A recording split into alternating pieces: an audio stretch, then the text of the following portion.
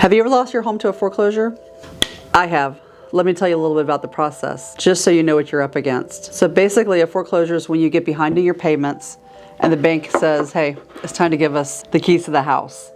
So there's a couple different ways that can go. You can do a short sale, which is basically putting the house on the market and then finding a buyer who would pay maybe less than the value of the house.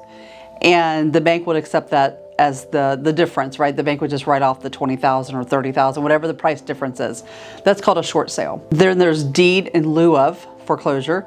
That says basically, hey bank, I'm not gonna be able to make this happen. I've tried to sell the house, I can't sell the house. Here are the keys, we're just walking away. That's another type of foreclosure. And then there's the big foreclosure, right? The one where the bank actually comes in, puts a sign on the door, you go to court, you do it in front of the judge, the whole 9 yards. That's the scary one, right? Now, in this particular market, most of my clients have plenty of equity in their house. And because they have equity in their house, if we can get sold quick enough, we can keep it out of foreclosure, which is the goal, right? In fact, I just had this scenario just 2 weeks ago. Had a customer who was behind on payments and they had until March 1st to get out of the house.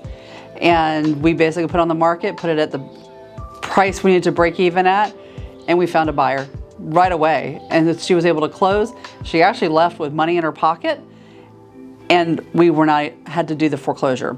Now, in this market that works, but sometimes the market turns and sometimes you can't find a buyer and sometimes interest rates are too high and all the things that go along with that.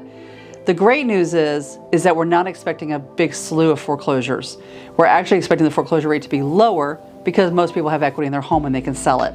So before you get in too much trouble, if you find yourself in this situation, which happens due to lots of reasons, death, job loss, you name it, it happens, give me a ring. Let's talk it through. Because there are definitely ways to get around a foreclosure, short sale, and maybe just walk away with a little change in your pocket. Well, there's a scoop. Edna Wilson, your hometown realtor, as hometown as apple pie.